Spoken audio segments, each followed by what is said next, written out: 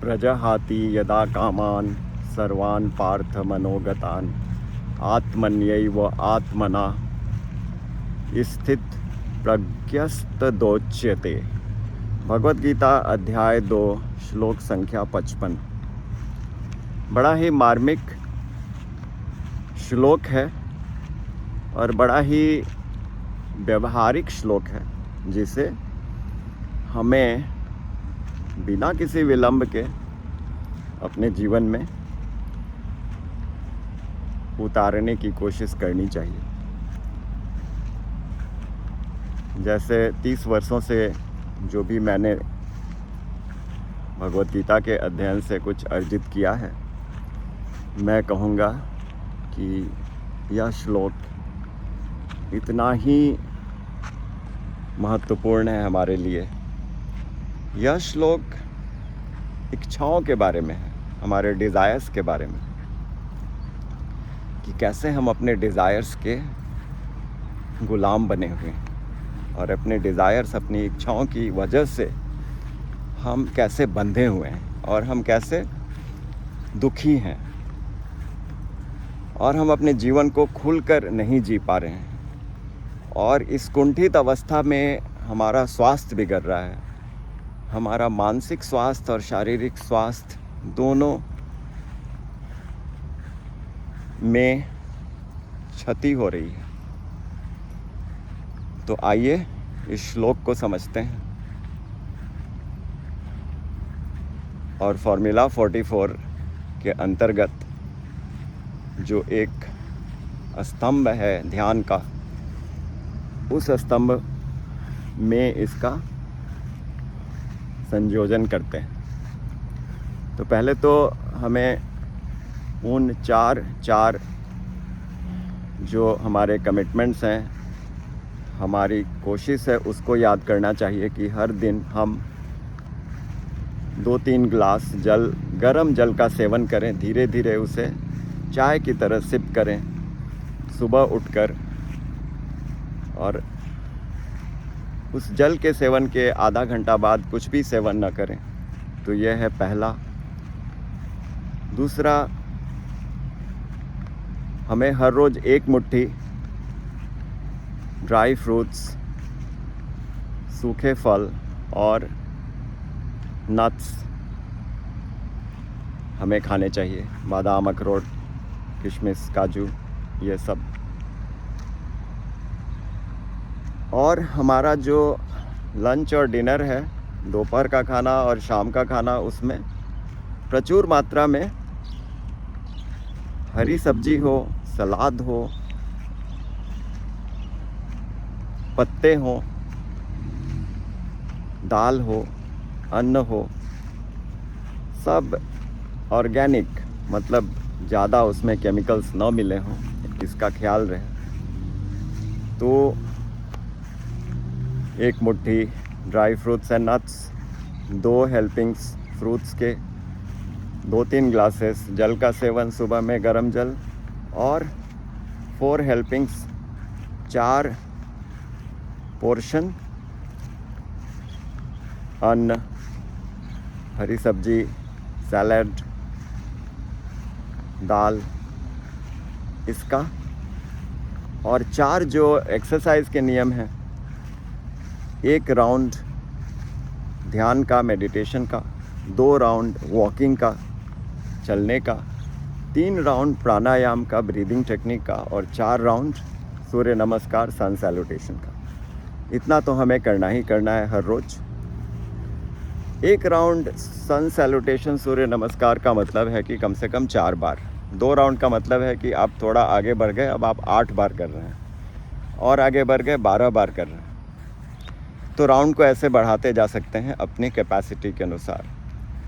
इतना करने से हमें उचित आहार मिल रहा है और हमें जल का सेवन करने से हमारी पाचन तंत्र ठीक हो रही है। लेकिन सबसे महत्वपूर्ण है ध्यान विधि, क्योंकि ध्यान विधि से ही हमारी बुद्धि विकसित होगी और फिर हम अपने नियमों का पालन कर सकेंगे। तो अब आज के श्लोक पर आते हैं। प्रजहाति यदा कामान सर्वान् पार्थ मनोगतान् आत्मन्यैव आत्मना तुष्टः स्थित प्रज्ञस्त दोच्यते। दूसरा अध्याय भगवत गीता का 55वां श्लोक, जिसमें भगवान कहते हैं, हे पार्थ अर्जुन, अगर मनुष्य अपनी इच्छाओं को छोड़ दे, सारी इच्छाओं को त्याग दे और अपने आप को समझ ले, अपने आत्मा को देखे, उसका अवलोकन करे कि वो क्या चाहती है, इसकी तुष्टि आध्यात्मिक है, उसे भगवान से कनेक्शन चाहिए, ये अगर समझता हो, उस मनोवेश में फिर हम स्थित प्रज्ञ बन जाते हैं। हम इतने मानसिक और शारीरिक रूप से स्वस्थ हो जाते हैं और जीवन का आनंद लेते हैं। तो ये बात कोई नई नहीं है, बुद्धिस्ट फिलॉसफी इसी पर आधारित है। Desires are the root cause of suffering. हमारी वासनाएं, कामनाएं ही हमारी सफरिंग्स, हमारे कठिनाइयों, हमारे दुख का कारण है। और अगर हम इन इच्छाओं को हटा दें अपने जीवन से, तो हम निर्वाण प्राप्त कर लेते हैं। इस बात को श्रीमद् भागवत महापुराण में भी बड़े ही अच्छे ढंग से दर्शाया गया। नरसिंह भगवान और प्रहलाद महाराज की बीच की कथा याद करें। 7वें स्कंद के 10वें अध्याय का 7वां श्लोक, 8वां श्लोक, 9वां श्लोक। विमुंचति यदा कामान मानवो मनसि स्थितान तरहैव पुंडरीकाक्ष भगवत्वाय कल्पते। अगर हमने अपनी इच्छाओं को हटा दिया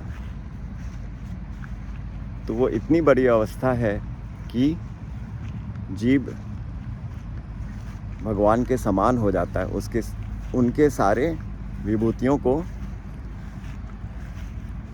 पा लेता है। इतनी बड़ी अवस्था बन सकती है अगर हम अपने डिज़ायर्स को कंट्रोल करें, अपनी इच्छाओं को समझें और उनको भगवान से जोड़ें।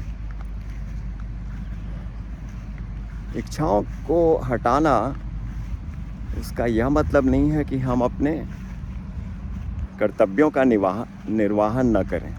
भरपूर अपने कर्तव्यों का निर्वाहन करें, किंतु अटैचमेंट्स को हटा दें कि हम ऐसा करें तो ऐसा हो। रिजल्ट्स को, परिणाम को भगवान के ऊपर छोड़ दें।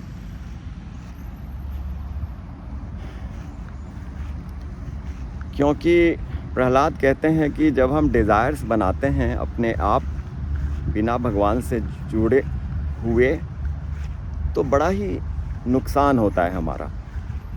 प्रहलाद कहते हैं, इंद्रियाणि मनः प्राण आत्म धृतिर्मति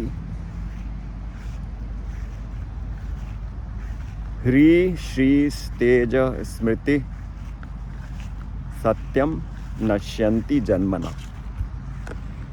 11 वस्तुओं का जिक्र होता है इसमें कि जब हम इच्छाएं बनाते हैं तो हमारा शरीर, हमारी इंद्रियां, हमारी आत्मा, हमारा मन, हमारी बुद्धि, हमारी धृति, सहनशीलता, ह्री हमारी लज्जा,